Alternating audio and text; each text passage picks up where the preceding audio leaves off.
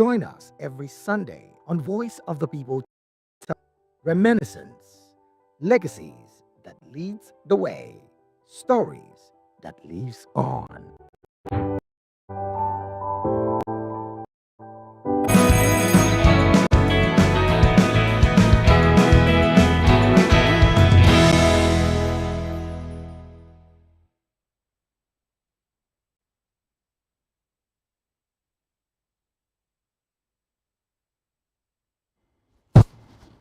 Hello there, good morning and welcome to VOP this morning on this is Friday. We are on Voice of the People Television, VOP. Good morning, Moses. Good morning to Good you. morning, Fina. Good morning. How are you? Good. Very well. Now, today is the 25th day of April, 2025. Tomorrow is the 26th day of April. Permit me to use like 30 seconds to celebrate myself. Tomorrow is my 22nd wedding. I'm married for 22 years and I'm... Oops. Congratulations. Just like the other day. But most of all, it's also the 20th birthday of my first son. It was more like a second wedding anniversary to us, and he happens to be my younger brother, my immediate younger brother. You know how it is when you are the... Anyway, that is very clear. Congratulations. Thank you very much. No, thank you very much. But what I am concerned is that, look, how was that woman able to put up with somebody as terrible as I am? For 22 For 22 years, still My going. And goodness. the other day I told her, look, in my 7th lifetime, I will still marry you. And she was like, and I recall that when we were passing through a phase, she was silent. And when we were passing through a phase, I was like, will you marry me again? So my friend, get away from here. Oh, well, thank you very much. My wife, if you are listening, I love you. In my 7th lifetime, I'll still marry you. I'm so happy that you could go this length to appreciate your second half. You know, some men might not be able to do this, but doing this alone, congratulations. Interestingly, I'm not some man. Congratulations. I applaud you for this. Thank you very much. Fina, I knew you have something to say. Why not? Women repping women, women protecting women. Oh, now let's get into the show. Insecurity. National Economic Council fails to take stand on state police. Defers deliberations again. Plus, state of emergency. Rivers State Administrator Ibas fails to appear before Reps Committee. Meeting postponed indefinitely. You know? Also on our radar today, a judicial cleanup. Amid high number of cases, a Nigerian Bar Association calls for urgent reforms in the Supreme Court, which happen to be our apex court here in Nigeria. I am Fina. Okay, Chuku. And away from that, we have other interesting trending topics that will also be being the touchlight on this morning. Moses. Oh, yes. Well, you've called me. Well, let's get to some of the conversations that Nigerians have been talking about, that they're having. The ruling All Progressive Congress APC yesterday, Thursday, declared that the 2027 general election was already a done deal, vowing to win all off-season elections. Before then, that's before 2027. Well, the National Party, Abdullahi Gandhi, disclosed he formally received some defectors from the Kano State chapter of the new Nigeria People's Party, that's NNPP, led by Senator representing Kano South, Senator Kawu Ismaila. Well, Gandhi also confirmed the party is expecting more governors from the opposition parties to join the ABC fold very soon. Well, even as the Independent National Electoral Commission has expressed willingness to allow eligible Nigerians without permanent voter cards to vote in the 2027 general elections, but insists that such a move must be backed by legislative amendments. Now, starting off with that proposal, that intention of allowing Nigerians vote without PVCs. Well, we've chimed in on it already during the course of the week. It's a no-no. I don't know which legislature will that one, because we know how it's been. People have been voting. People that are not Nigerians, as in some parts of the country, the northern parts of the country particularly, we've seen underage individuals casting their votes. We've seen some people that are not even Nigerians casting their votes. And then how do you think it will be when people are allowed to vote without the PVCs? No, it's a no-no. Now, away from that, to the conversation around defection in the PDP. The PDP is going downhill from all we see. Kano State, we've seen Ismail Akawu, Senator Ismail Akawu, and a lot of others move from the PDP. We've seen the PDP. He's in the NNPP. So we've seen movement from PDP to APC, NNPP to APC, and all of this is geared towards 2027 elections. I think politicians are looking for where they know that the grass is greener, where they know that their interests will be protected. And someone asked a question yesterday, is the PDP... Now, before I pose this question, you do recall that in Delta State, we've seen a massive movement. In fact, Delta State, switched in less than 24 hours from a PDP to an APC state, just like that, with former governor, current governor, deputy, legislators, everybody moved over to the APC. And some of them have pending cases hanging around their neck.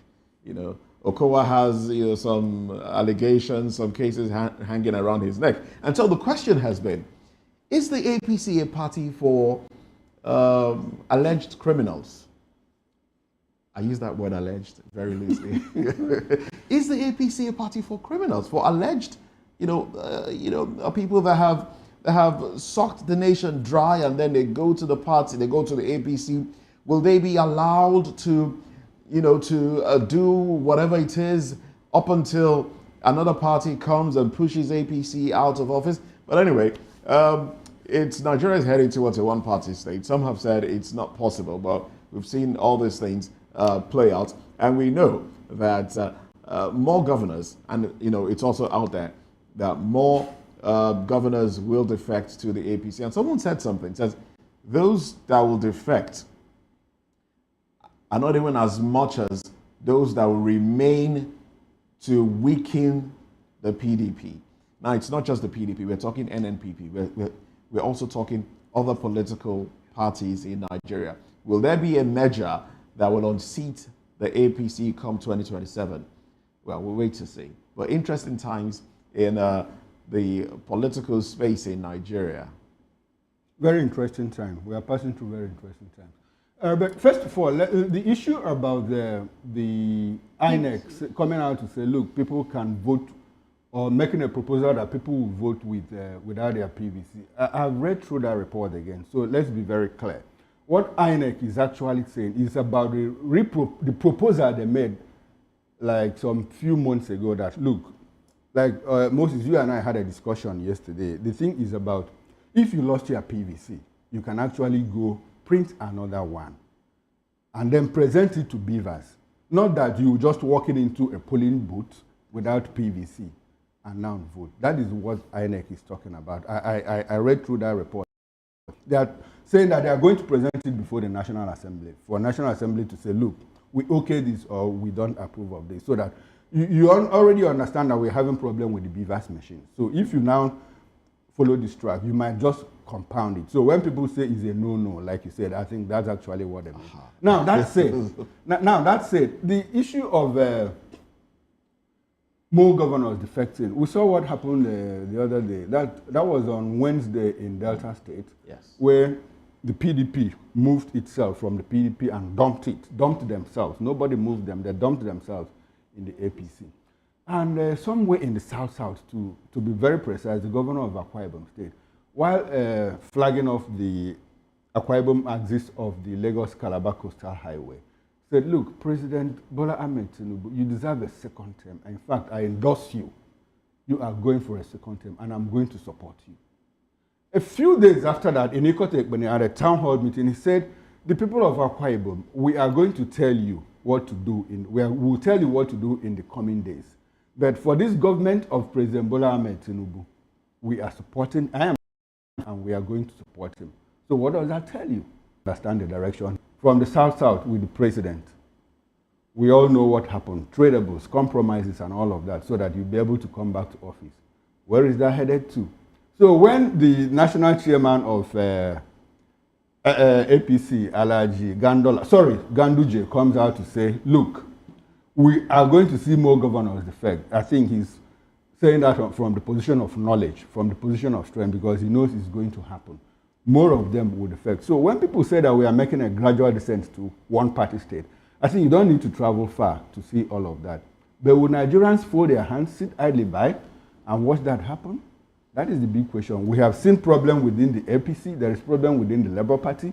Now, NNPP, this is Malaka, who was the person that was even defending Tinubu the other day. Now, he's jumped over. Like yesterday, again, 216 people from Jigawa, PDP, and NNPP moved over to APC and all of that. So it's like, is it bandwagon? Is it a cruise or what? Whatever it is, we'll find out in 2020, before 2027.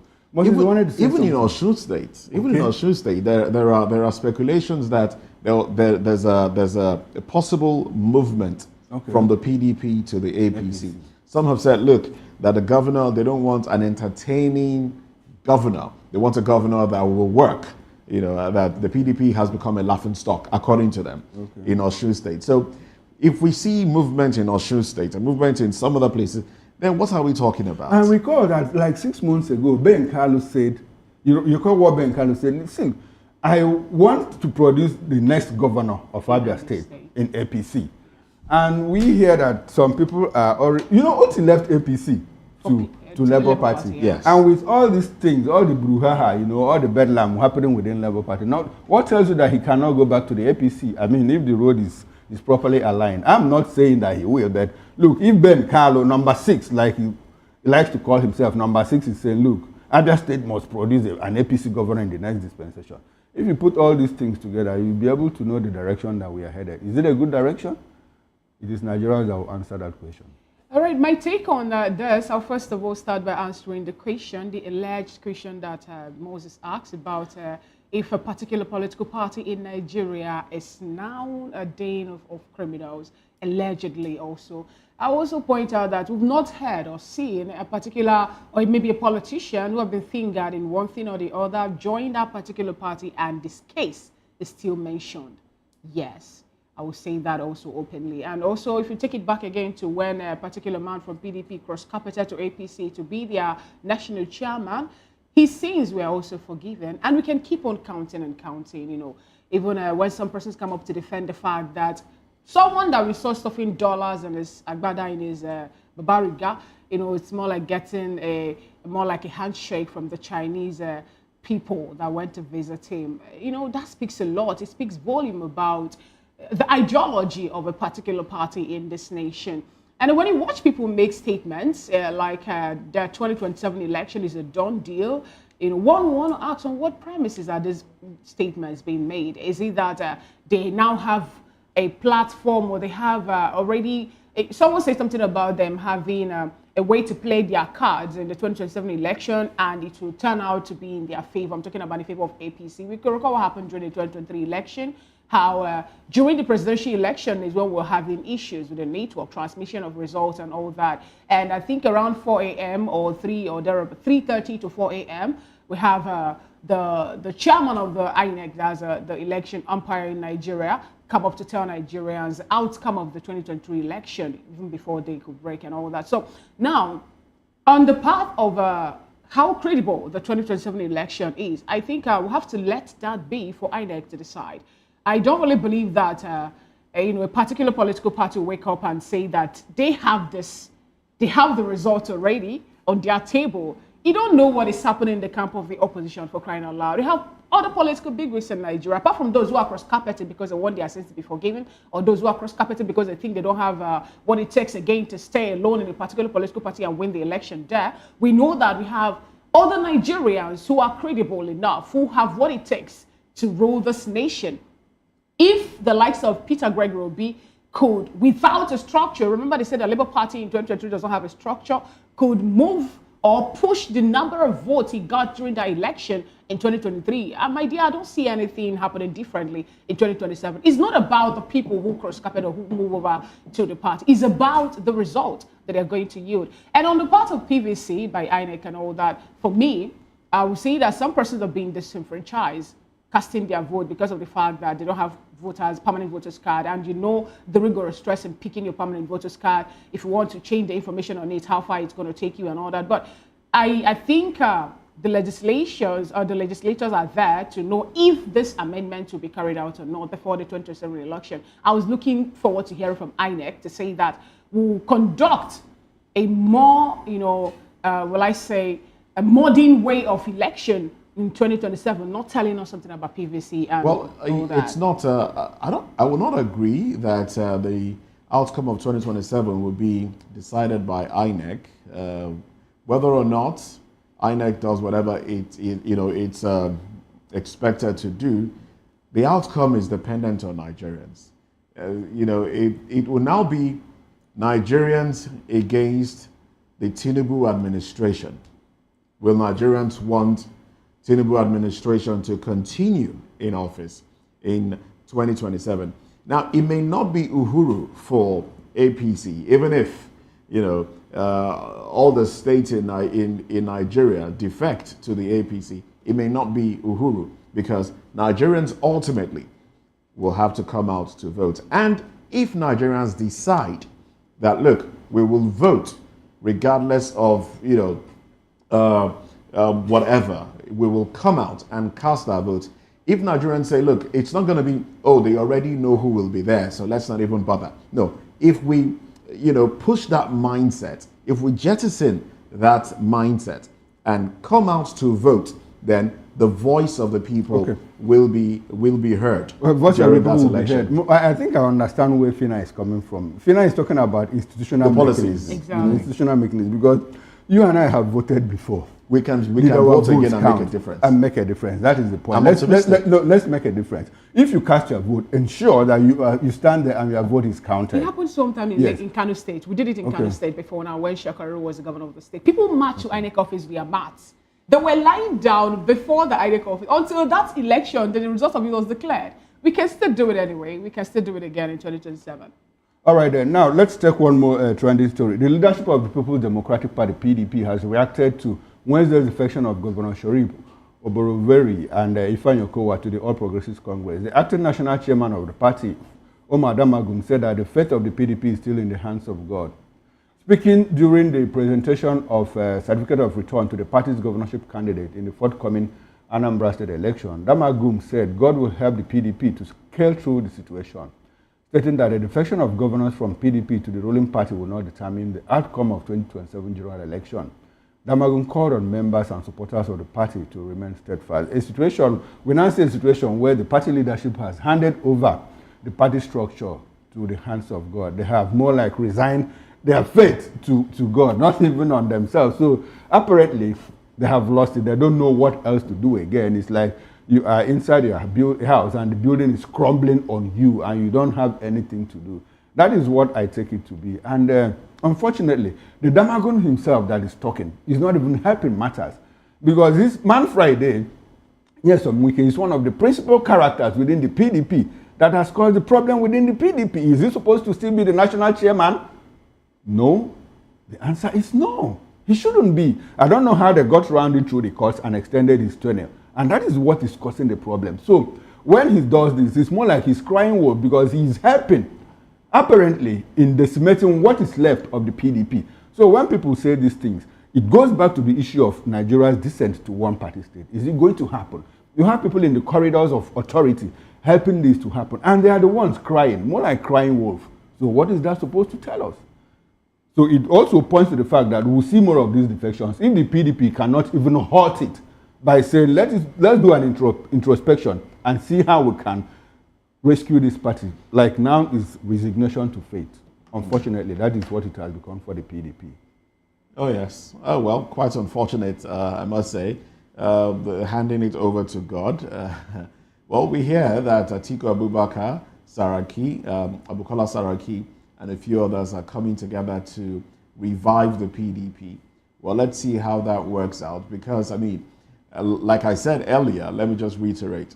Those, from what we see playing out, those that will remain in the party to destabilize it might be more than those that will defect, that have defected and will defect in the coming days. But Well, I think other parties should come together. We should see a coalition, not just of SDP and maybe some others. We should see a coalition of other parties as well. We have 18 parties in Nigeria. You know, the other ones can come together and try to form a formidable force. And maybe they might just give the APC a run for it. All right, on my own take that in that particular story, when Damagun said that the fate of PDP now is in the hands of God, it reminds me of the time that NSA who were about to come up to say that God is what is going to judge the people who are selling arms. You know, I'm talking about security personnel who are selling arms in the hands of the bandits and unscrupulous elements in Nigeria. We pray too much in this country, and it's time for us to start bringing in action. Yes, I have to say it this way. Heaven help those that help themselves. If APC understands that they're having underlying challenges as a party, they should look inward to make sure that they rectify whatever problem is that they have. Because if you keep on praying to God, folding your arms and believing that he's going to come down from heaven to perform the miracle, my dear, he needs you to be there to work. He blesses the work of your hand, not just the other way around. So I was expecting that, you don't say that Moses, I was expecting that Damagun, you know, as a political bigwig in PDP, wake up to say, we need to end this internal wrangling that we're having as a party, you know, and make sure that the people who have been scattering the party, those who are perpetuating or carrying out anti-party activities will be called to order, if need be, sack them, so that the party will regain back its relevance, not telling us that, you know, everything about the party will be handed over to the hands of God. All right, then. Well, these conversations are still right there we're still right there on the lips of Nigerians, and when there are developing stories, we'll obviously bring them to you. So keep your eyes and ears glued to VOP television. Oh well, away from those conversations now, let's look at what the papers have for us. Very quickly, go to New Telegraph, where the banner headline speaks about the defections. It says, Defections, 2027 election will be between APC, Nigerians, PDP. All right? So, and then the writers to that story says, Okowa Oboriwori move least expected. Party will come out better. You will hear from my mouth why I defected. Delta State Governor. I think we know why. More governors to join APC, says Sule. Nigeria heading for one-party dictatorship. Ikimi. All right. And then the window headlines there. FCT. Teachers, others protest over unpaid allowances. Council chairman got money. Didn't pay striking workers. Wike. World Bank appoints Dangote to private sector investment lab. CBN approves cash-based BTA for 2025 Hajj pilgrims.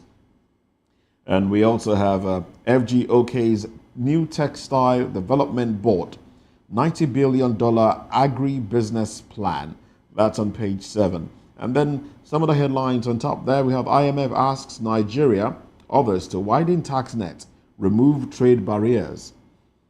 LCCI, Nigeria's projected global public debt to reach 117% of GDP by 2027.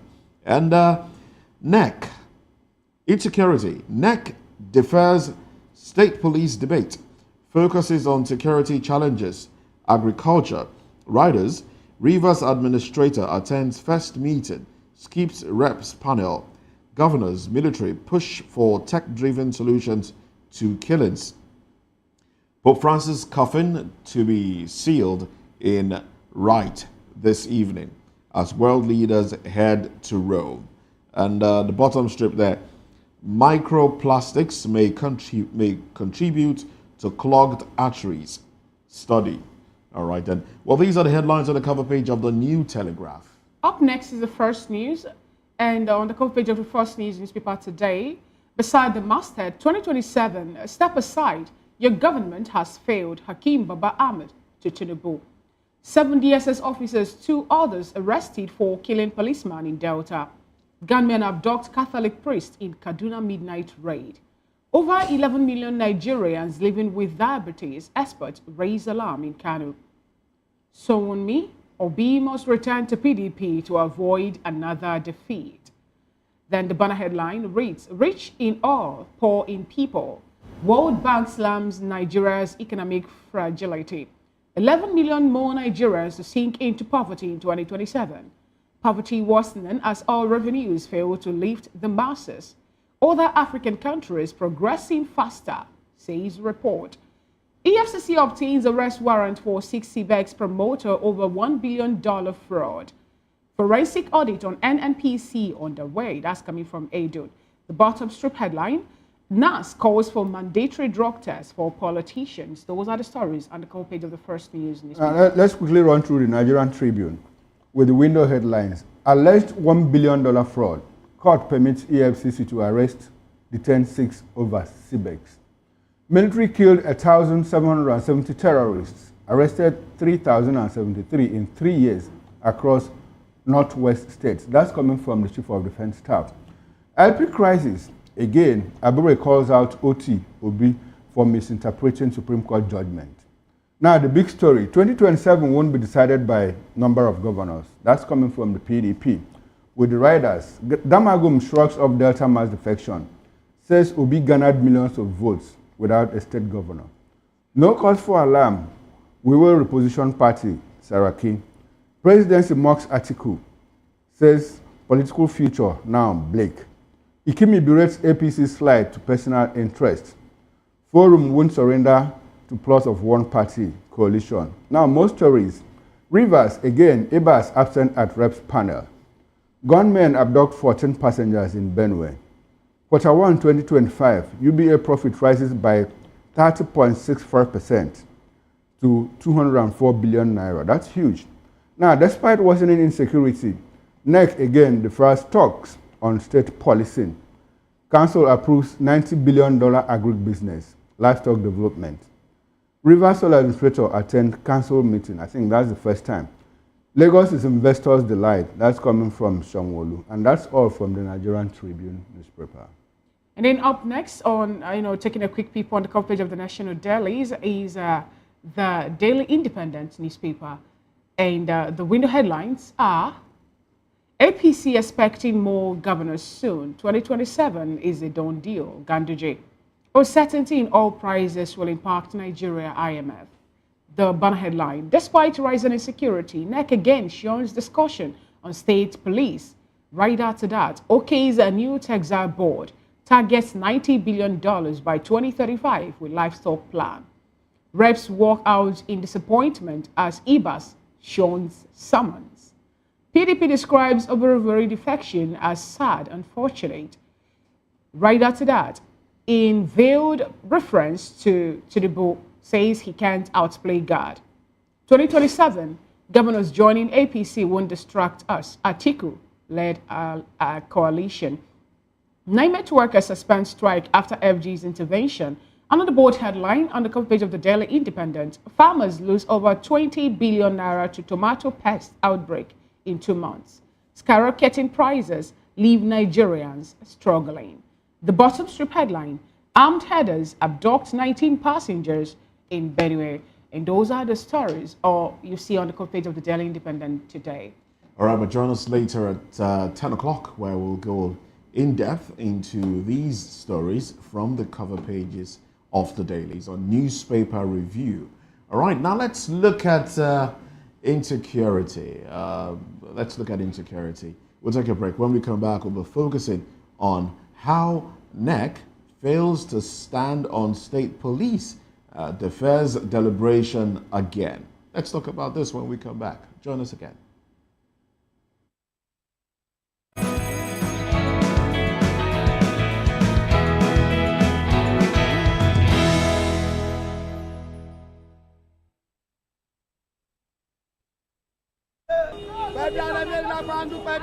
Good morning. It's the start of a beautiful day. Or start your day right with a healthy dose of news, fun, and inspiration. Join us on VOP this morning for the latest news, trending topics, and uplifting stories to set your day on the right vibe. From news and current events to lifestyle and entertainment, you are covered. VOP This Morning, 8 a.m., Monday through Friday.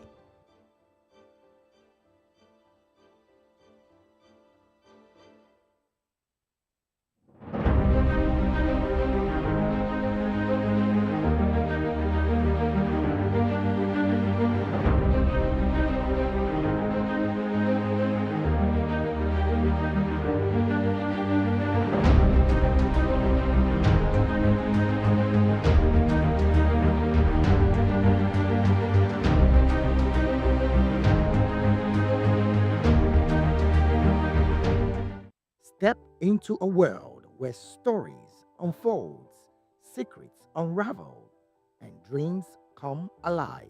Every story has a legacy. Every legacy holds the power to inspire. A unique interview series that celebrates the lives of Nigeria's elder statesmen and women through their remarkable journeys in the military, diplomacy, public service, academia, medicine, and beyond. Conversation that transcends generations, offering guidance to youth leaders, diplomats, technocrats, and future change makers. We unveil the wisdom, resilience, and achievements that shapes our nation and the world. Join us every Sunday on Voice of the People Television. Reminiscence, legacies that leads the way, stories that lives on.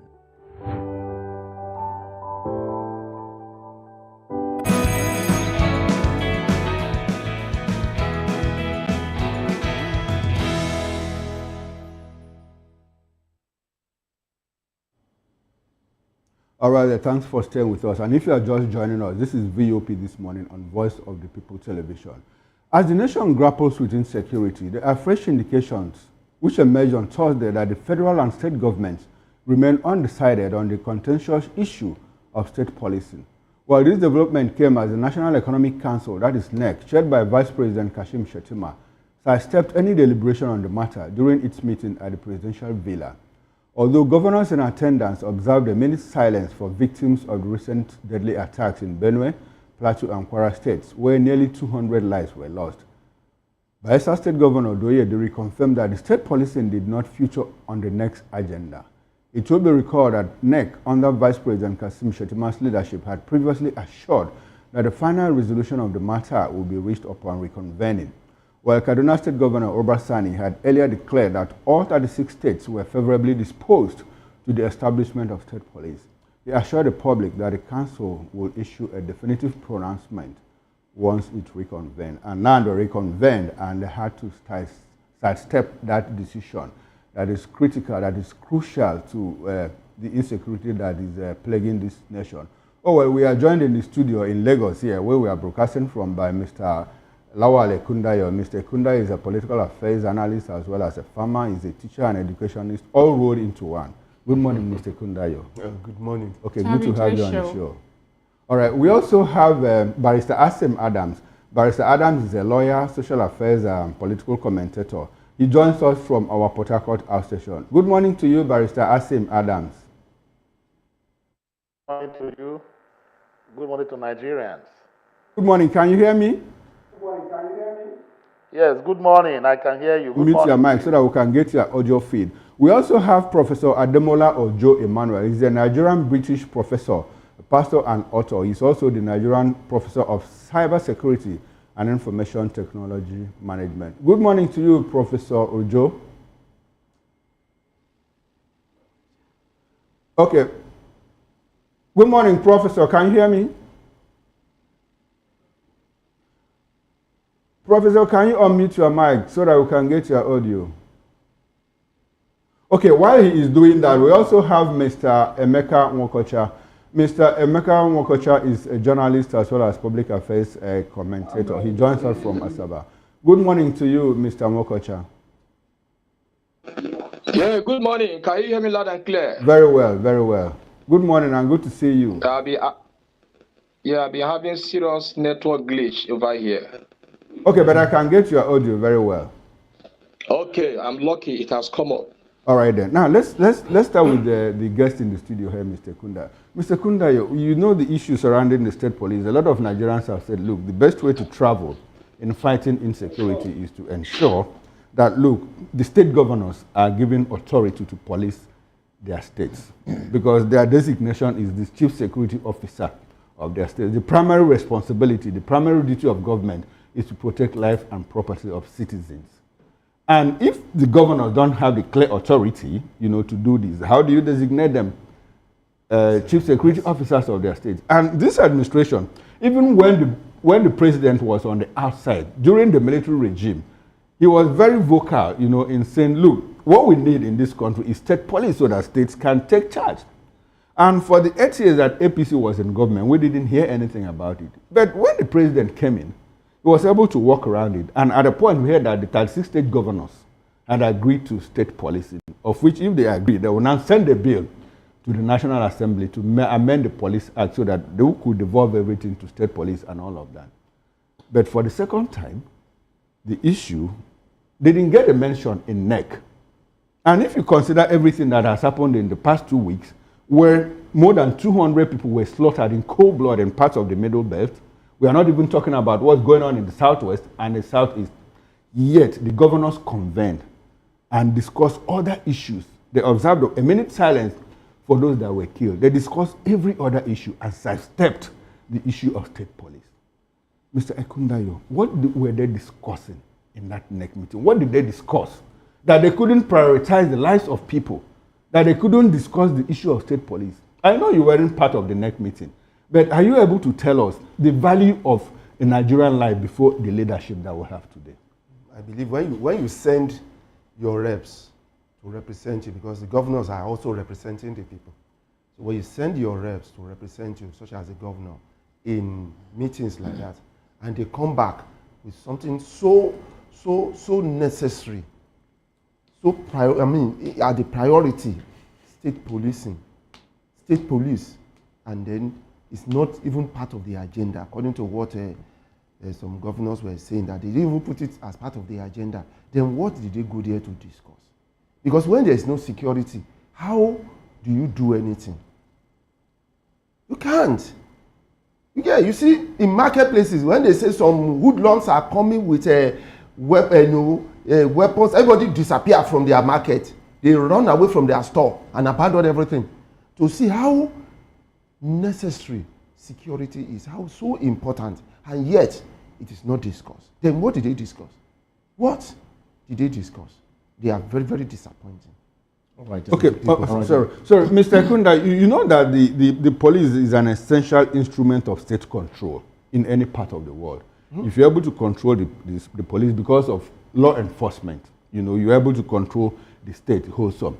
Now, we have had issue where certain elements in parts of the country, especially the north, have always been against the state police. Now, do you think that it didn't get mentioned? I don't know how, I don't want to put somebody on the spotlight, but I'm also thinking, is it a possibility that it didn't get a mention because the NEC was supervised by the Vice President, Kasim Shettima, who happens to be an Northerner? Do you think it has anything to do with all of that? See, if it is not what all of them, consent to, there will have been some kind of, maybe walk out of that, a protest. You see, some governors will have protested here. Have you ever seen a protest in the NEC? They didn't do that. They came out, being happy, as if, everything is fine. If it's not fine, you have to, it's normal you protest. Now, it's in the Constitution. And doesn't limit you to anywhere. You get? But we don't have that. We don't. Even if some governors, even if it is approved, state police is approved, and some governors don't want it in their state, then don't implement it. You get it? So if some governors, they will implement their own. If you don't want it, don't implement it in your state. Fine. If it is approved and you don't want it in your state, then don't implement it. If your people are okay with it, then they will not complain. Then let the states who want it implement their own, because we're already doing it already. This state policing is already in states. Only that it has not been legalized. We have if you come to Lagos now, you see so many areas having their own security. They have their own security that is securing them.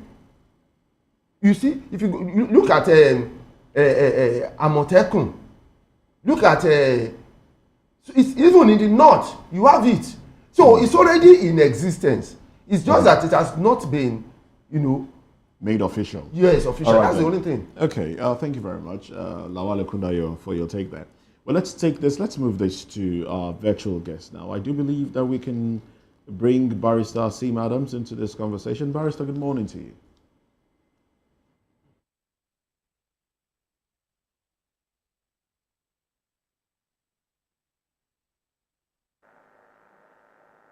Good morning.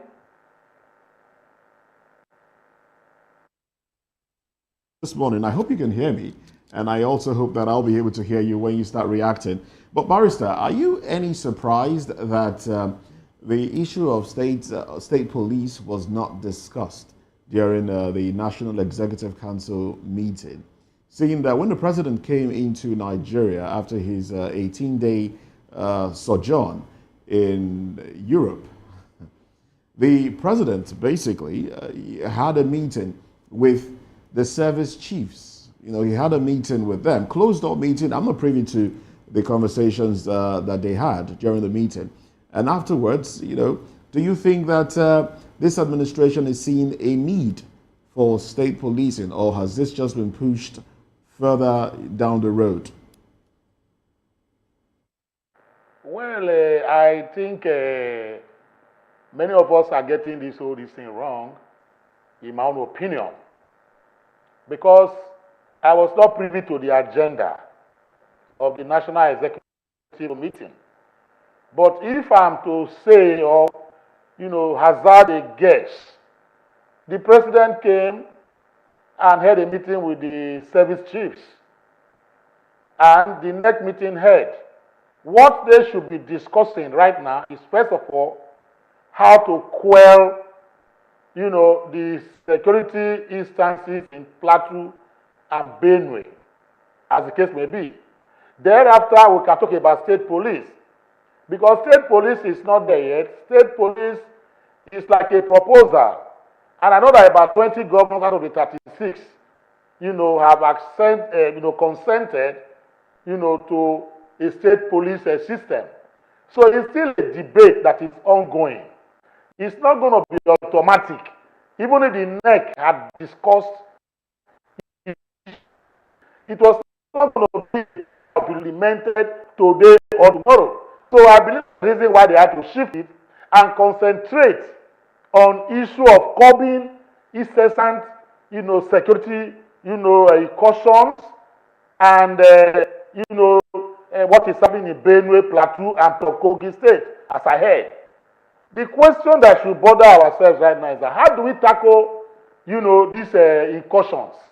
What should be done to immediately nip this in the bud before debate the issue of state policing or state police, as the case may be? The question that should bother us more is that why is it that every 2 years to an election cycle, there seems to be exacerbation, there seems to be, uprise in the violent, attacks in Benue Plateau, as we call it. You find out that in 2004, 2005, when it was time for election, very close to the election, period, you find out that this uprising and insurrection started in Plateau State. That led to the declaration of a state of emergency and the removal of Darie as at that time. The same thing happened in Benue State. The question I keep asking is that why is it that for a period of 10 years or thereabout, Benue Plateau has become the sub point in terms of security, whatever, in Nigeria here? Why have we not been able to find out what exactly, and why is that in Plateau State, for example, you always have this uprising every 2 years. In Benue State, for example, you always have this uprising every 2 years. What is the cause, or what are the causes of why there is, an upward swing in security breaches in Benue and Plateau every time? These are questions we should be able to answer. Now, if we're able to answer those questions, then we can now begin to, program and know exactly where we are going to in terms of state policing. State policing has a long time. Even if they discussed it yesterday, it has to come to the National Assembly by way of a bill. Then it has to go around by virtue of Section 9 of the 1999 Constitution. It has to go around, all the House of Assemblies of all the states in Nigeria before it now becomes, something that will become law that will be implementable. Getting all the insecurity also increased. Now, let me go to you, Professor Ademola Ojo Emmanuel. Good morning, if you can hear me, Professor Ademola Ojo Emmanuel. Good to have you join today's conversation. Now, the question is this: why is it that during the NEC meeting yesterday, when the issue of the state police was not mentioned, we have the likes of Hyacinth Alia of Benue State that told Nigerians that in less than 2 years, that the people of the state, or the lives that they've lost in that state is, I think, approximately 1,600.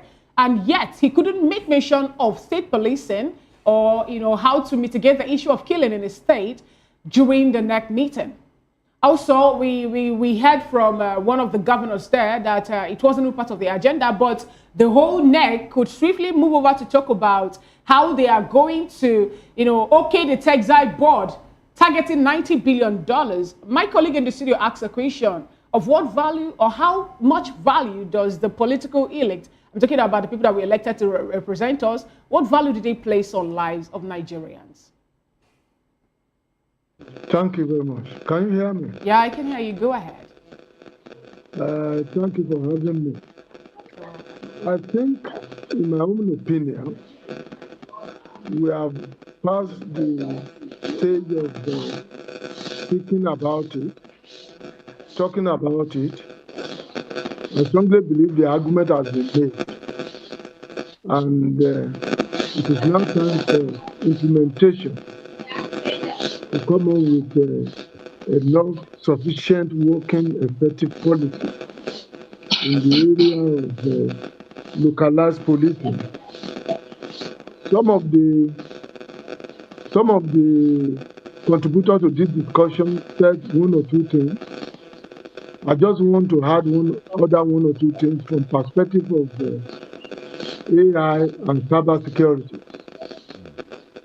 I strongly believe that the government, right from the local government to the federal government, they have all seen the reason for state police, or what we can call localized police.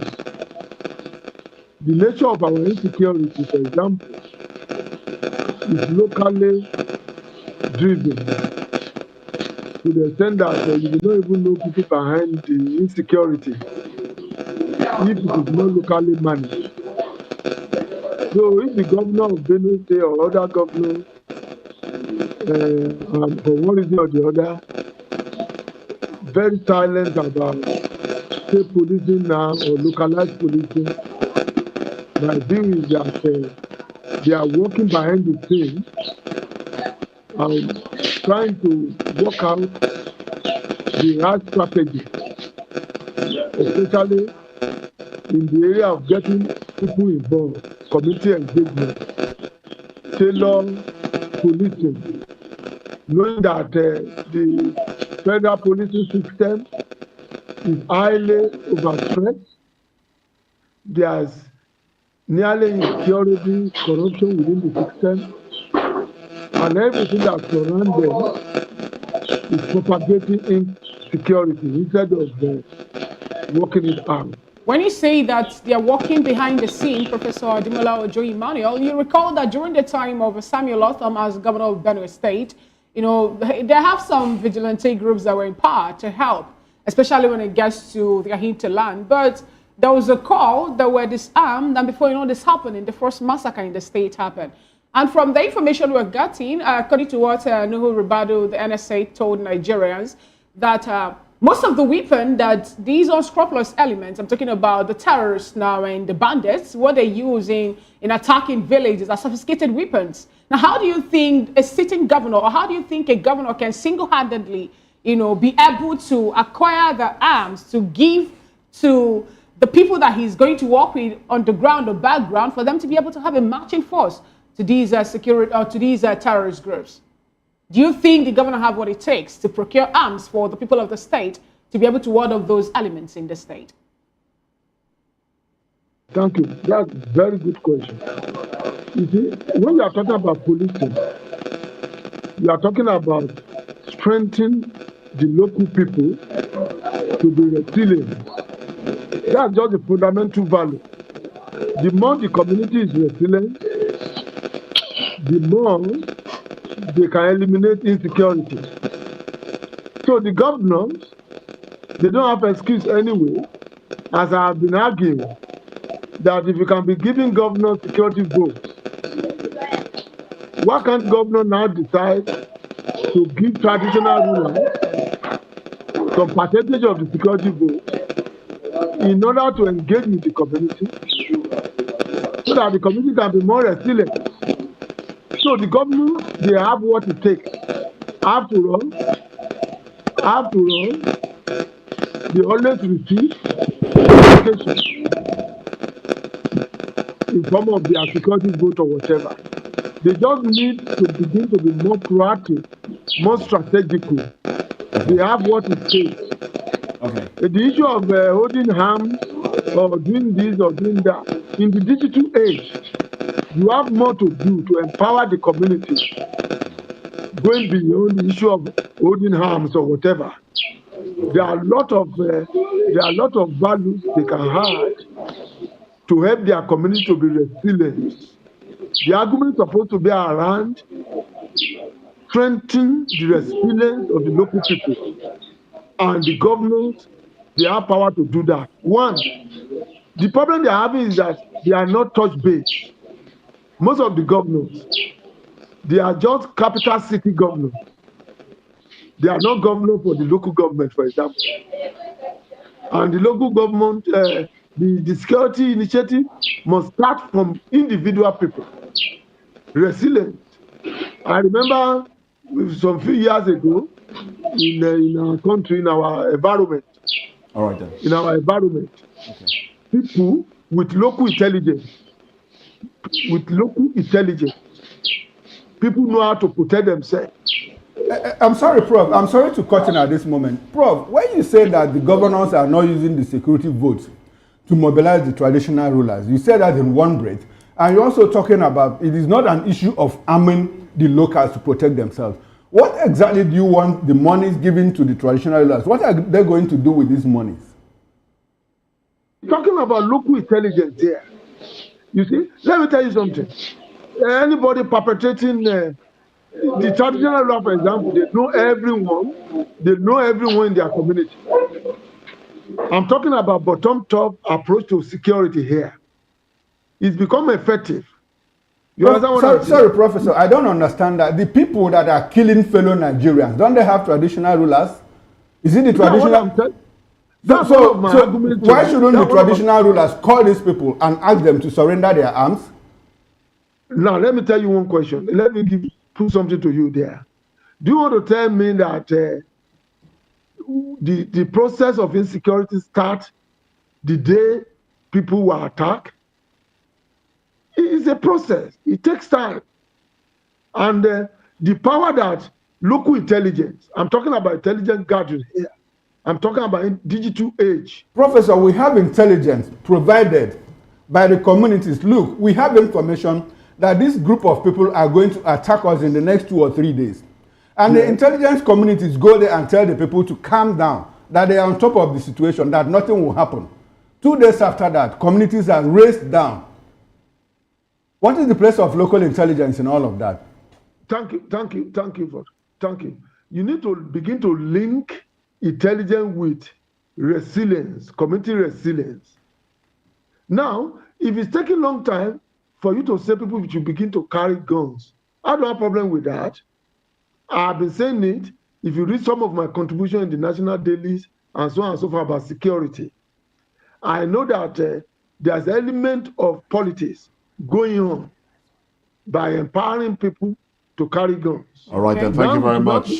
Thank you very much, Professor Ademola Ojo. Let's move on to another guest that we have, Emeka Nwakocha, who is a journalist. Emeka, welcome to the conversation. I do believe that you can hear me. Now, let's talk about financing now. Yes, we've talked about the security votes and how it's been used. Some have said, look, the money is basically just, free gift given to the governors.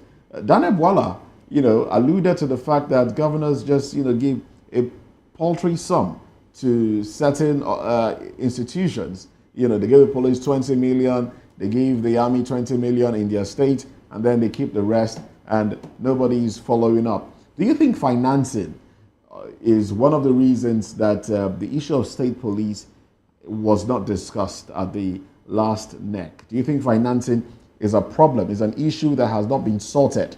Because we know that if state police is approved, the state will have to finance the police within their, within the state.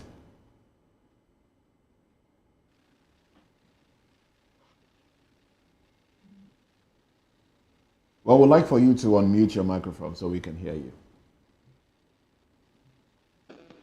Thank you very much. In order not to be sentimental about the question you have just put to me, let's start with the NEC meeting. Yes, the Vice President presided over that meeting.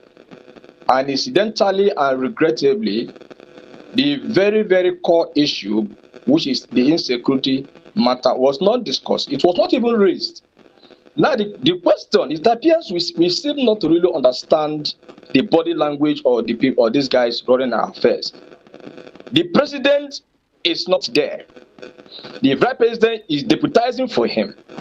Do you think if the governors at the end of the day, they were able, to discuss towards a particular decision as in yes, we have adopted state policing, would the vice president be able to give it a nod and pass same information to the boss for him to endorse too? Don't you think there is an issue of the head, the organ is not there? What do I have to say about this critical national issue? No, I want us to really look at it, because you know that before that NEC meeting, the insecurity issue, was made to be among the topical issues that will be on the front burner. But incidentally and regrettably, it was not mentioned. Don't you think there is something we need to understand about leadership in this country? As in, the second man in command does not have, that power or that right to preside over such a critical and sensitive national issue. I want to keep it aside. Then let us talk about the financing. To actually get Nigerians secured in their homes, demands huge funding. The states can fund state policing if they are committed to ensuring, to giving all their all in protecting the lives of the citizens. I have spoken some time ago about the financing of policing. You discover that the chunk of our budget is given to areas that do not even have any direct importance to uplifting the livelihood and the standard of living of the ordinary man. For instance, if we can make governance, if we can reduce our humongous spending on enhancing the intentions, the lousy lifestyles, the luxurious lifestyles of our National Assembly members, our governors, our presidents, and channel this money to funding security.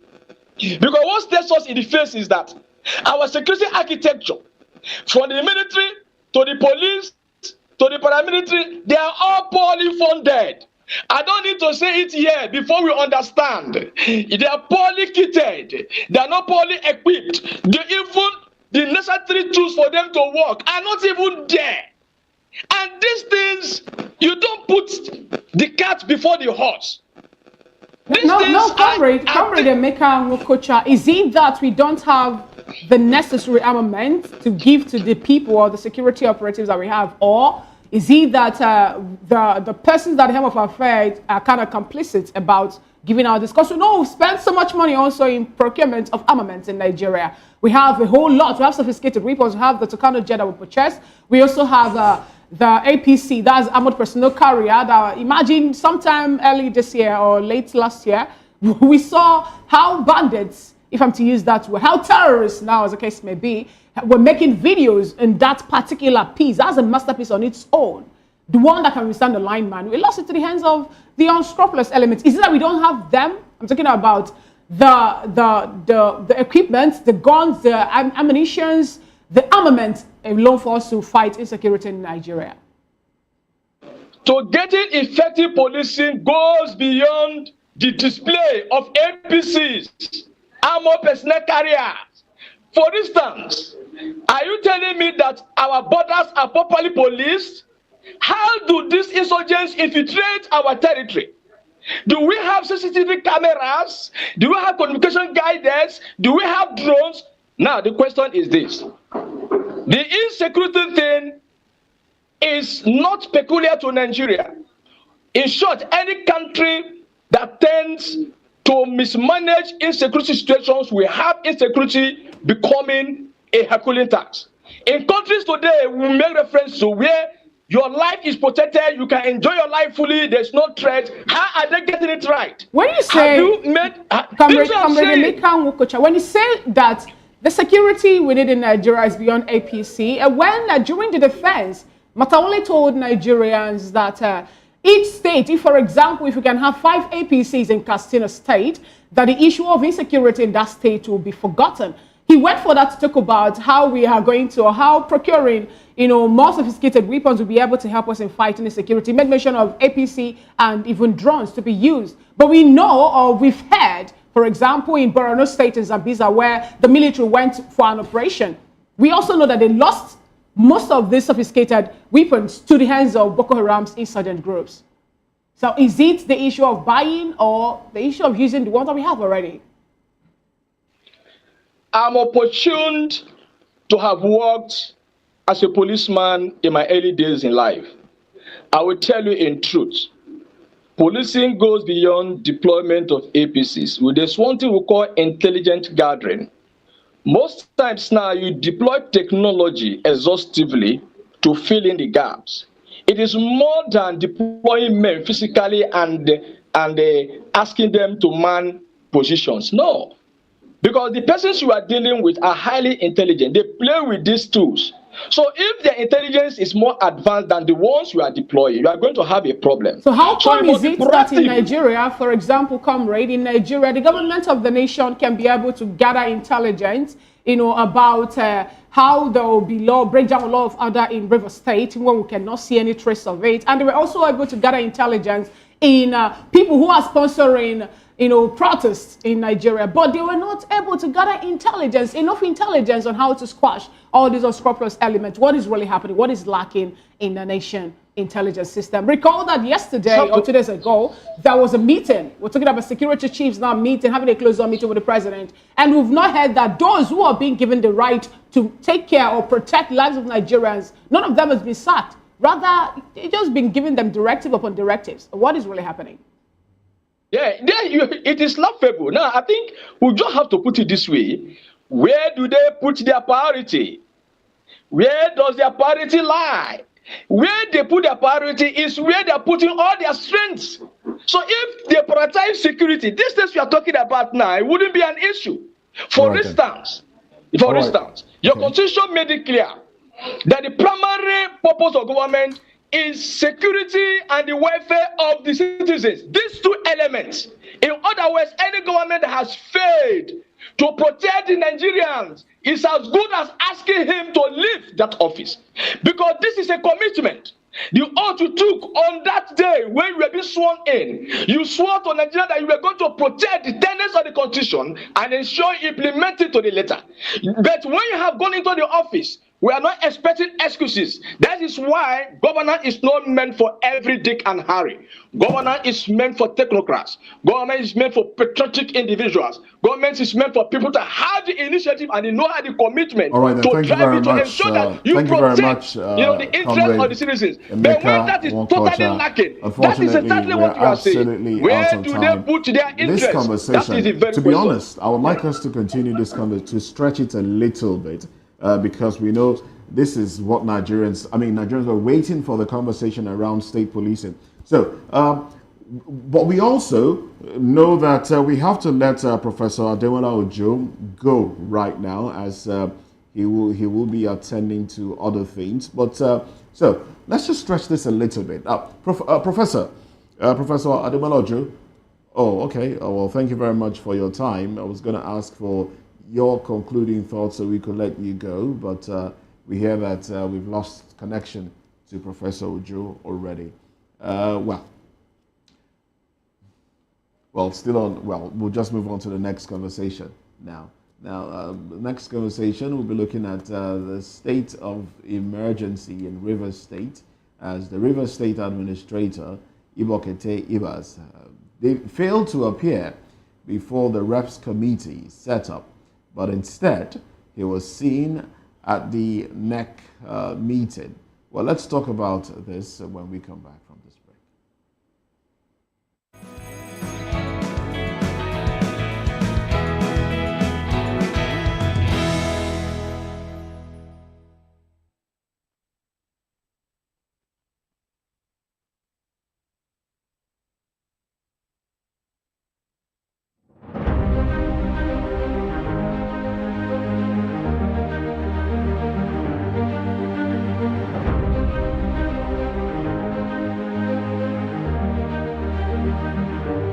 The committee, constituted by Speaker Tajuddin Ibas and inaugurated on Tuesday, April 15, 2025, had initially scheduled the meeting for Thursday, April 17, before rescheduling it to April 24 at Ibas' request. The session was expected to provide clarity on political and administrative development in Rivers State since his appointment as sole administrator. However, despite being present in Abuja for the National Economic Council meeting, NEC meeting at the Presidential Villa, Vice Admiral Ibas did not attend the rescheduled committee session.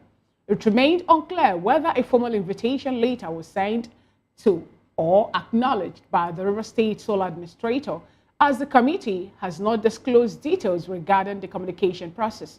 Also, a coalition of women under the aegis of Rivers Women United for SIM, RWUS, staged a peaceful gathering in Port Harcourt on Thursday, calling for the restoration of peace in Rivers State and the reinstatement of suspended Governor Similai Fubara. The women, who turned out in large numbers, described Rivers as a peaceful state and urged President Bola Tinubu to intervene in the lingering political crisis. We still have with us in the studio Mr. Lawale Kundari, public and political affairs analyst and an educationist. Also, he's a farmer. And joining us virtually is still Barrister Asim Adams, a lawyer, political commentator also, and we'll also be getting, feedbacks also from Comrade Emeka Nwachuku. Now, let me start off with you, Mr. Lawale Kundayo. The sole administrator of River State was not present, meeting the 21 ad hoc committee members that was set by Tajuddin Ibas, the Speaker of the House of Representatives, for them to be able to have an interactive session to discuss the way forward in River State, regarding the appointment of Ibas as sole administrator and all that. But he did not appear before then, even when he went to the Presidential Villa for the NEC meeting. What is really happening? Recall that the first meeting was scheduled for 17th of April. Then he said he's not going to be able to come. He rescheduled for the 24th. That was the date he gave them. And on the same date, he was nowhere to be found. What is really happening in that regard? It's showing disrespect now. That's an affront. You get, it's a contempt. I call contempt of the National Assembly proceeding. If it's a contempt of the proceedings, wouldn't they have summoned him? Wouldn't they have? No, but the meeting was postponed. He asked for a postponement. He asked for a postponement of the meeting. And he didn't come again to let you know that it's daring them. You know one thing, because the National Assembly is a rubber stamp of the executive. So he has no respect for them. He only respects the executive. That's what he goes. That's why when the executive summoned, why didn't he come? Why didn't he not go? He went to the federal. Don't you think it was because it's coincided with the NEC meeting? Why? You ask for postponement, you ask for and pick a date. You get it? Don't you have a schedule? You pick a date for yourself. The NEC meeting was also. Why didn't you tell the NEC meeting that I will not be? You should reschedule it for me? But these people reschedule it for him. You get it? Okay, pick a date, and you pick a date on your own, and then you didn't come again. That's an affront. Now, do you think that he has the backing of the presidency to this regard, given the fact that when the issue of his appointment of sole administrator in local government, 23 local governments in River State came up, we got a report from presidency to say that he is working with a picketed check. He's working on the orders of the #1 man of the federation, who told him not to make new laws, but he should work on the existing ones. And he's been making new laws now. Now, one thing is this. he has seen the body language of. What new law has he made? Exactly. Yeah. What new law Has has he he made any made? new law? No. What I'm saying that he has made some directives. Appointments. Yes, made some but he hasn't directives, made some made laws. He has been acting like a governor without anybody checkmating or taking, going to. That's why he's a sole administrator. But he has not made new laws. No. What I'm saying is that what I mean by Okay, that so- law, so why I you're no, I retracting withdraw it. that. Yes. Okay, What all right. I mean by that is that he has been taking some drastic decisions. Well, that's his job. No. To administer For the how state. long? You are just going to be there for 6 less than months. 6 months, and Yes. then you now take decisions that is retraceable after 6 months. That is, you are going to cause problem. You could have gone to the National Assembly, you could have gone to the executive and say, so see what I want to do, see the decision I want to take, you get it. They would have looked at it and say, okay, this one is okay, this one is for short term, this one is for long term. Because if you take long term decisions and you leave that place in 6 months, that means the next president that is coming can take Overturn it. those Yes, decisions. overturn it All and right create then. problem. Okay, all right then. Let's bring one who is in closer to Rivers State right now, Barrister Asim Adams. I believe he's in Port Harcourt. All right, so Barrister Asim, good morning once again. I do believe that we'll be able to hear you better this time around. What is the atmosphere in Rivers State today? Because we saw that women in Rivers State have been protesting, asking for the reinstatement of the governor. We've seen them wear white. We've seen them, carry placards and the rest, protesting.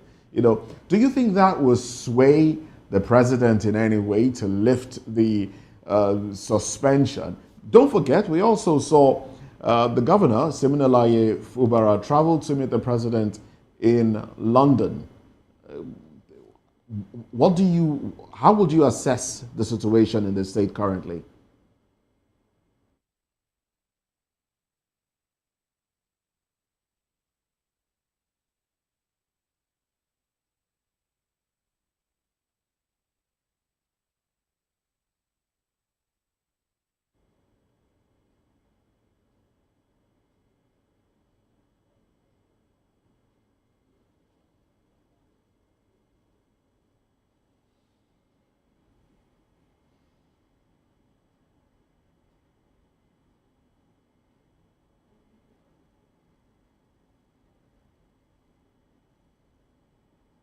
Well, I guess we'll just go on to another guest there. Let's just take this conversation. Unfortunately, we were able to get audio quality from Barrister Asim Adams in our Port Harcourt station. So let's just go over to Emeka Wokocha now. Well, Emeka, I'm going to ask you the same question I asked Barrister Asim Adams. What do you see happening in Rivers State in the coming days, seeing that protests have rocked the state? Women, in particular, have come out in their numbers more than twice to protest for the reinstatement. We know we've had those that have, come out to protest in support of the sole administration, but we're having more of those protesting against the continued suspension of the governor. What do you see happening in the coming days in Rivers State? Do you think it will go beyond 6 months, or do you think it will be lifted in 6 months? Consider the fact that the governor traveled to see the president and had a closed-door meeting with the president outside the shores of Nigeria. In short, I want to commend those brave women, those brave Rivers State women.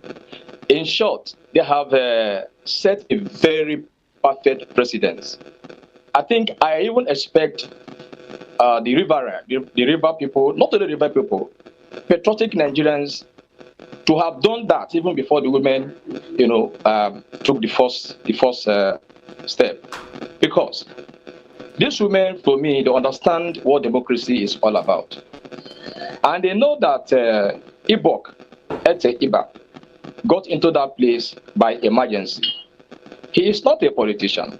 He never had any plan to govern Rivers State. The man that had a plan, or rather has a plan, who was lawfully elected, has not been suspended. So automatically, development in Rivers State has been put on hold. And these women know the impact of democracy, that they cannot continue for 6 months without seeing the impact of democracy in their lives. They are very conscious of good life. They are very conscious of running the democratic system. They understand the semantics and the tenets. So they are coming in the open to speak to the presidency. Please reverse this policy. Okay. Allow democracy to run in reverse. I think All that's right. the message they are sending. Okay, Emeka, Yeah. we get your message here, but are you also aware that the sole administrator said, women protesting, please, I would like for you to restrain yourself. This isn't the best time to test my resolve. That is coming from the sole administrator. Now, do you expect that the sole administrator is going to clamp down on protesters? I want you to factor in that the fact that, look, constitutionalism has been more like suspended in Rivers State to an extent, whether we agree or not. We have a retired military officer who is clearly in charge of Rivers State. Now, look at what happened between him and the National Assembly. He just rebuffed the National Assembly. He said, rescheduled, they rescheduled, and he couldn't even appear. Rather, he attended the National Economic Council meeting. Now he says, women, restrain yourself. Don't test my resolve. Do you expect a clampdown on protesters in the coming days? I also like for you to understand that, look, while people are protesting, we have a governor who ran to London to meet with the president. And some people have said, look, like the barrister in the studio, Asim, I had him on my show the other day, and he said, Fubara has betrayed his people, the people that backed him, his followers. Do you think that, in the light of what the administrator said, that these protests are going to continue in the coming days? I want to use this, to beckon on all Nigerians of goodwill to caution Ibas. Let us remind him that he is not in military uniform, and Nigeria is a democratic entity. Let us tell him that he was made, or that he has been made the sole administrator, does not mean that when there's an emergency pronounced, a civilian can still be appointed there to be the sole administrator. So it is not a case of military. We are not in a military enclave. He is still subjected to democratic principles. This is what I want him to understand, because it is high time Nigerians have downgraded democratic principles and ethics in this country, and this is where we have found ourselves. So that statement he made, with all due respect, I call on him to withdraw it. Nigerians, the Rivers State people still have the inalienable right to organize peaceful protests, and the Constitution has demanded, and the Constitution is still in force. All right, thank you very much. Thank you, Mr. Emeka Nwokocha. I will employ you to stay with us. We'll come back to you in the course of the show. Now, let's come back to the studio where we still have Mr. Alawale Ekundayo. Mr. Ekundayo, look at what's going on. People are protesting, pro and against. But we have the againsters more, like people who are in support of Fubara protesting, say, bring back our governor. We elected him. We don't have a need for sole administrator. But some people have also said, look, this same governor that you people are protesting for abandoned you and ran to the president. But shouldn't the governor have asked for audience with him? Is there anything wrong in the fact that Fubara went to meet with the president in the UK? Why do people have a problem with that? Is that some form of betrayal? I won't, if you are looking at it from the other angle, I will not say it's a form of betrayal, because he knows he has plans. We don't even know why he went there. It's not maybe to defect or not. But he came back and he suddenly issued a press release telling the people of Rivers State to continue supporting this present administration and their own policies and agenda here in Nigeria when he returned from that journey. That is a normal rhetoric by anybody. You get, it's normal for you to say support, because we need to work together. Whether you are opposition, whether you are not opposition, everybody needs to work together. So when you support, you say support. It's a general word for anybody that can say it. Okay, so you clearly don't think that he has betrayed his followers? No, not now. You get it? Not now. You could go to the president, you get it, to present some things that is in favor of his people, because we don't really know exactly everything about that. So it is not yet that. It's not yet that. Should the PDP governors take offense because they have also gone to court to contest the state of emergency? Which is okay. Okay, should they take offense with the governor running to the president? No. Maybe he consulted with them indoors. We don't know. Maybe when he comes back, he speak with them, because none of them is complaining about it. Okay. You get it? So it's normal. It's like a governor. Maybe there's an insecurity in your state. Decide to go to the president and talk to him directly about it. That doesn't mean you want to defect. It means that you have a very, very important thing to discuss that you cannot wait. You get it for the general meeting, so you need to see him in person and talk to him about it. Now, Mr. Kunle, the sole administrator has read the Riot Act, to protesting women. He says, look, restrain yourself. This is not the best time to test my resolve. Do you think there is a possibility as a former military leader, sole administrator, state of emergency, suspension of part of the constitution, I'm talking about the legislature and the executive, so to say. Do you think that he can ban protests in Rivers State? How can he ban it? Because he himself is subjected to the constitution now. There's a federal constitution, you get it, that allow protester, to protest. That's why I like what the speaker, George last week, has said, that he has forgotten that he is not, even if he's wearing uniform, you get it, that doesn't mean that he can just do things anyhow. There's still a superseding constitution that oversees everything. So whatever he does, even if the state, you get it, protect him, the federal law will not protect him. So, and that is one of the reasons. That's why I said earlier on, when the president made the announcement of suspending, declaring state of emergency, that there will be crisis, and the crisis is already coming on board. It's already, because the man is acting as a full dictator. It's only, national dictator that makes statements like that, and he's already acting as if he's not under anybody. That's why I told you that what he did to the National Assembly is an affront, because they have shown him that they are the rubber stamp of the president. So he believed that, well, since I have the backing of the president, I don't need these people, and that is what he has shown to them, and that's why they need to take some drastic action to curb him, based on what he has done to them, or else it will continue to, it will aggravate. That affront will continue. That's why he's saying, don't test my patience. He's telling the women that are protesting, women, don't test my patience. What does it mean by that? And some people will still ask, what do you mean by your patience? You want to send forces to go and begin to shoot them? Against him, who are the people that will take this? And those who protested in his favor, he didn't say the same thing. Those who protested in his favor, he didn't say anything about that too. Now, those who are protesting, I don't think he has threatened to stop them if they continue. What do you mean? Don't test my patience. Well, if you have a child at home and the child is disturbing, you will not say, don't test my patience. That means you are telling that I'm going to begin to, there will be punishment method on you if you continue to test my patience. That's an allusion to the statement made. Well, let's go back to Rivers State now, Port Harcourt, where we have Barrister C. Adams, and I do believe this time around we'll be able to hear from you. Barrister, well, let's have your reaction to the question asked earlier and basically to the conversation we're having. Okay, let me tell you, I'm in Port Harcourt, and I know that the city of Port Harcourt is very calm. There's no confusion. There's no riotous situation. Now, the protest you're talking about, it's not the whole of Port Harcourt. The protest by these women is taking place at the Azigoro Park.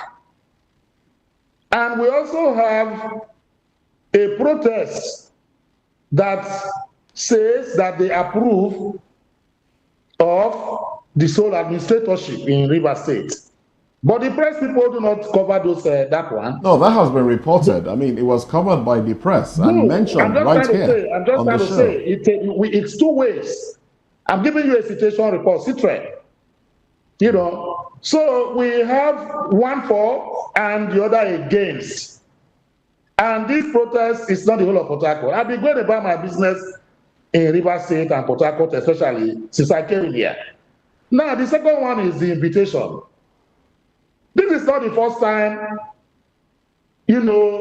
somebody or a man of authority or power has refused to honor the invitation of the National Assembly. The former CBN governor, before he was removed, was invited by the National Assembly for a number of times. He didn't appear before them.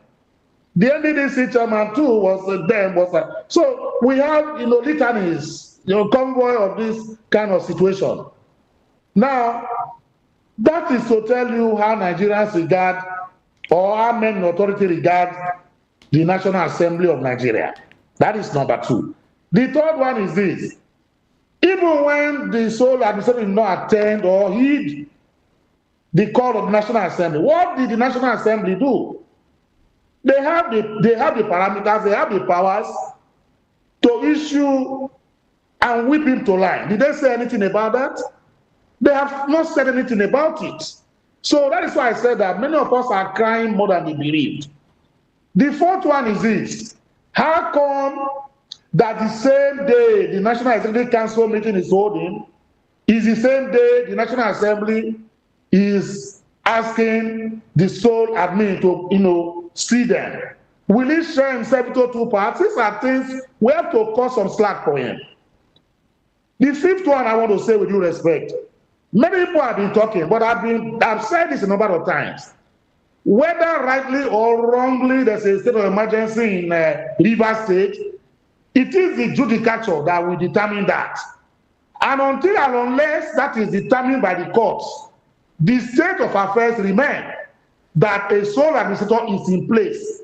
And as far as it's in place, the people around must, submit the authorities, to that particular, administration, whether it is a contraction or not. Let me tell you, are you aware that under our constitution, the moment the president declares a state of emergency, part of chapter 4 of the 1999 constitution can be lifted or has been lifted? For example, the sole admin can declare curfew anytime he likes. That is freedom of movement. The sole admin can also restrict movement the way and manner he wishes.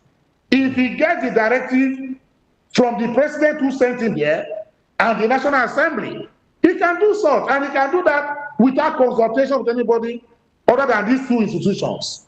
So when you hear the word emergency, it is not a normal operational time that you now say it is a time that you must have to go to the House of Assembly to get to a premature. No. Barrister Asim Adams, there's a clarification we need to make on this table. You say that the National Assembly or the House of Representatives were the ones that fixed the meeting on the 24th. No. They accepted the meeting to be on the 24th, and we're working on sole administrators. They're working on sole administrators' request, given the fact that I believe he's aware that he will be attending the DEC meeting, so he wanted to also attend their own meeting the same day. And now they've staged a walkout, in protest over this particular. Yes, the House of Reps staged a walkout over to protest over this whole, will I call it a snubbing or the shunning of their meeting, the hardcore committee by the sole administrator of River State. So are you foreseeing that they will call him to order, or there may be a lash after that particular walkout? So if it were to be a National Assembly that is an arm of government as foreseen by Sterling Montesquieu, the issue of this state of emergency and the issue of sole administratorship wouldn't have been declared in River State. It was not an assembly that is independent. That is why we have Ibas here in the post system. They endorsed it. Because when the president, declares a state of emergency, the president must gazette and send details of that gazette to the National Assembly to debate over it and say yes or no to the president or the executive. They didn't do it.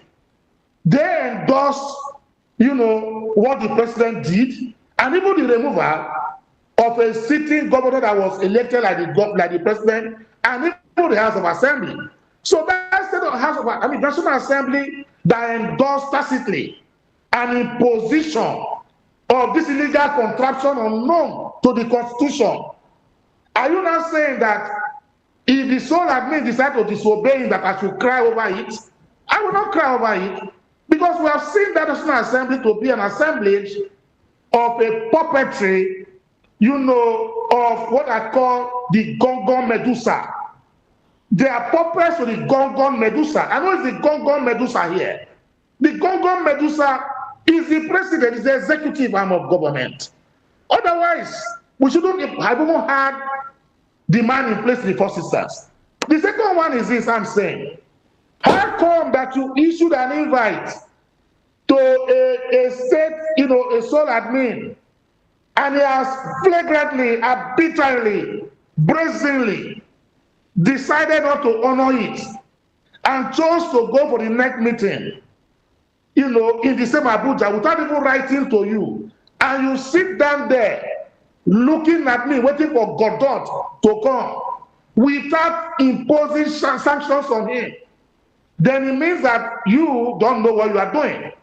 Under Section 1104 of the 1999 Constitution, the National Assembly ought to have taken legislative control over the legislative affairs in Ibas State, to the extent that this same National Assembly would have been the one guiding and instructing the sole admin with laws that have been made by them to regulate him, punish him, etc. But they have not done none of that.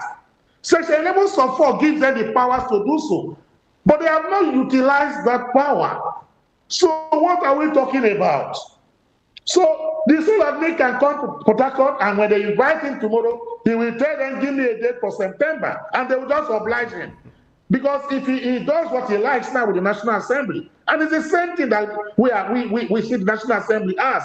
All right, then, thank you very much. We should not cry over spilled milk here. All right, then, thank you very much. But Nigerians are crying over what seems to be an act of insubordination. It's not over spilled milk. But let's hear again from Emeka Nwakocha now. Now, seeing that this action taken by the sole administrator, you were sounding, some warnings earlier. Does it seem like the sole administrator is calling the bluff of the National Assembly because he knows he has the president's backing, or does he feel that he has some sort of immunity? Is there some sort of covering that is, emboldening the sole administrator to ignore brazenly the call by the National Assembly for a meeting?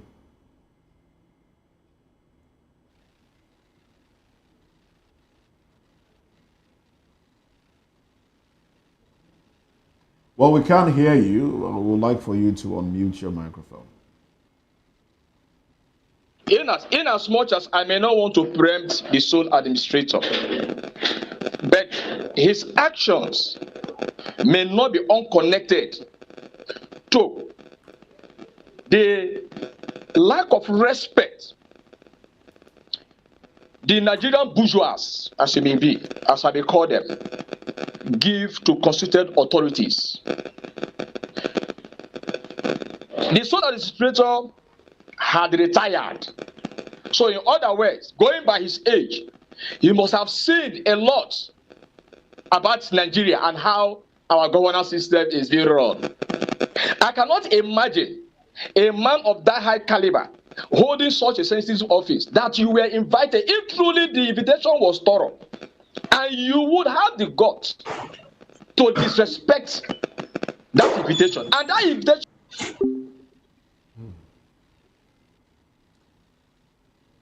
Oh, well, unfortunately, we lost connection to Emeka Nwakocha there, but we'll wrap up this conversation and move to the very next. Now, next on our table this morning, we'll be looking at the judiciary, the cleanup of the judiciary amid high number of cases. Well, Nigerian Bar Association calls for urgent reforms in Supreme Court. Well, we have a barrister in our midst, and we'd like your reaction to this. Now, the president of the Nigerian Bar Association, NBA, Mazi Afamos Osigwe, has called for critical reforms within Nigeria's judiciary, particularly in the structure and workload of the Supreme Court. Osigwe made the call during his keynote address at the 2025 NBA section on legal practice annual conference held in Jos Plateau State, capital Jos Plateau State, themed on common challenges in a rapidly changing legal environment. Well, the conference gathered legal practitioners, jurists, and thought leaders from across the country to address pressing issues in Nigeria's legal landscape. Osigwe highlighted the increasingly complex nature of legal practice in Nigeria, asserting that the time has come for systemic reforms amid improving access to justice and enhancing the efficiency of legal service delivery. Well, central to his speech was his strong advocacy for reforming the nation's appellate framework. Well, Barrister Asim Adams still very much with us, Lawale Kundayo with us as well, Emeka Nwankocha with us as well. But this is the forte, the terrain of Barrister Asim Adams. So I believe it would be a good place to start. Cleaning up the judiciary. A lot, I mean, right from the elections, right from the 2023 elections, if you recall, there was a billboard that said all eyes on the judiciary. And since then, Nigerians have been looking at the judiciary. Now, the stare has turned into, side eyes, just using that loosely. But Barrister Asim, just the other day, we're talking about monies being given to the NBA to hold its conference, 300 million, 200 million declaration, and the rest, and then other accusations thrown at the judiciary. Can there be, who will save the judiciary really? All right, thank you very much. I want to say with due respect, that for once, I have heard the NBA, Nigeria Bar Association, that I really want to belong to as a member. I have seen the echoes of the Nigeria Bar Association led by the late Alao Aka Bashir. I have seen the NBA or the echoes of one-time NBA, President Priscilla Kuye and other activist NBA, presidents have had.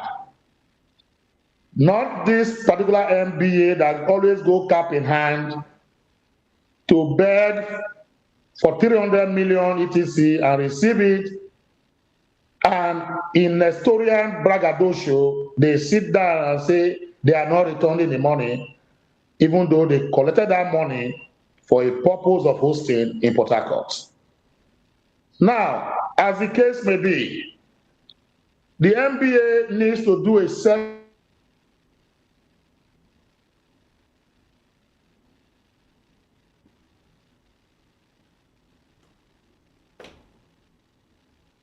All right, I think we have, there's an audio glitch there with Barrister Asim's connection. So let's come back to the studio where we still have Mr. Ekundayo. Now, Mr. Yes. Kundayo.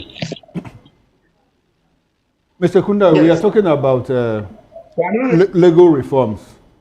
We are talking about legal reforms, and the NBA says, look, this is the appropriate time to make reforms within the judiciary. And part of what they are talking is about also like kind of lifting some weight from the Supreme Court so that they can concentrate clearly on constitutional matters, purely constitutional matters. They also say, look, like a House of Representatives and governorship elections tribunal, the final arbiter should not be the Supreme Court. It should be the. Do you think that NBA has the moral right, to make this kind of pronouncements within the judiciary, asking for reforms and all of that? Has it reformed itself internally? There are two things to this. The NBA itself as an organization and the judiciary, there's nothing wrong about that. We shouldn't use that as a yardstick for because their own is a separate thing.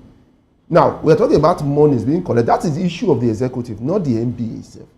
Because it's the executive that collects the money, whatever. So if they have any issue with that... No, we're talking about a certain 300 million. That's what I'm saying. Why is it the NBA? Is the executive of the NBA. But that is the NBA in totality. No. Because the executive comes from the NBA. You get it? So the NBA have the right to, remove the executive. They see that they are found wanting. Are you with me? No, sorry, I don't get it. What I'm saying that NBA has an executive. Yes. And River State governor gave money to NBA. No, see, what I'm saying, listen to me. What I'm saying is that the NBA is a body. Okay. Out of this body, they elect executive to manage the body. Okay. Now, if the Congress of the NBA found the executive of the NBA wanting, they have the right, you get it, to remove them, take actions against them. Okay, so that doesn't affect the NBA as a body. Now, is the NBA... So what are you, sorry, Mr. Kunda, are you saying that the executive, when they take a decision, or that they don't have a right, or when they take a decision on behalf of the NBA and something goes awry, you don't blame the NBA as an association, you blame the executive of the NBA? Yes, because the moment you have that, you know, that's why you have things like impeachment in a okay, like Nigeria now. Okay, so like so now, if the president, there's a problem with the national executive, and you are blaming Nigerians. Why would you blame Nigerians? You are just pointing out to us that the executive, you get it, is not doing well. So we have the right to impeach the executive. That's why they put the word impeachment, re-election, when you find out that the executives are not doing well. So don't take the NBA and the executive of the NBA as the same. Okay. It's a call for the NBA Congress to remove the executive. I'd like for you to talk about the reforms. Let's talk about the reforms within the judiciary. Now, it is the NBA as a Congress, you get it, that is talking about the reform in the judiciary. You get what I'm saying? And they are right. They are asking for reform because they are the one that fill up the judiciary. And the NBA is speaking through its executive. Wait, that's what I'm saying. That the executive, you get it, is a minor harm of the NBA. That's why you have something like impeachment. The impeachment is not there because you are laughing at each other. Impeachment means that the executive are not doing well. That's why the NBA can. All right. The Congress can impeach. We are running out of time. So, Lando, you have thought about the reforms in the judiciary. The NBA needs reform. The judiciary needs reform. Judiciary. That's why they are asking for reform, just like they are asking for reform in their executive. They are asking for reform in the executive because of the money that is collected. They are also asking for reform in the total judiciary. That which is right. We already know what is going on when it comes to judiciary. They will tell you, go to court, and then you can be there for the next 8 years. You get, you spend money, do this and that, and that. They know that it's not. See the way they conclude their own in America, in the develop within 2 weeks, within a week, within even 3 days, a day they will conclude a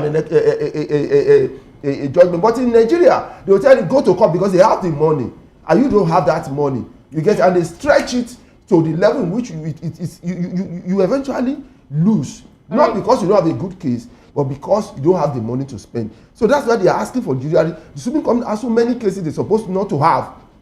That's why some people ask for reform in judiciary. They set up things like a HINEC. You get,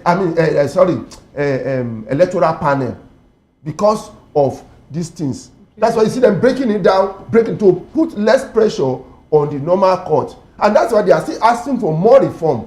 Because we that are not even in the NBA, we know that there's a lot of problem in the judiciary and reform. All right then, thank you very much. Let's go back to Barrister C. Adams, because the network interrupted his line of thoughts there. Let's have him conclude his line of thoughts, and then we'll take contributions from Emeka Walkocha. Barrister C, move on to you now. Yeah, my first take is that for the judiciary to be upright, we need a cleansing. First of all, we have to deal with the issue of corruption. The issue of corrupt judges in the judiciary. That's number one. Deal with it. 2, if you're able to deal with the issue of corruption, there will be no filing of cases at the appellate courts.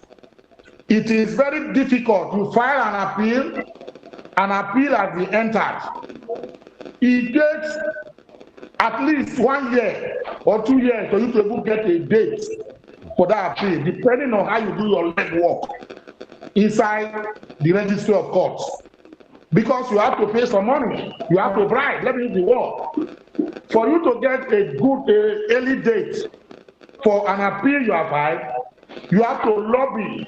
Barrister Asim Adams, when you say that we need to have a reform now, the CJN, the day she took office, she made mention of this also. She talked about how we need to reform the judiciary also. She made mention of how the judges that are complicit will also be fished out and, most of them decriminalized. We have not really seen it. So who are the people that will now call for this? I'm talking about these reforms. Now, Mazi Afamosigwe is also still making, another call for reforms in the Nigerian judiciary. He's a senior advocate of Nigeria, and he's also the president of Nigerian Bar Association. Who are we expected at this point in time to carry out these reforms? National Judicial Council.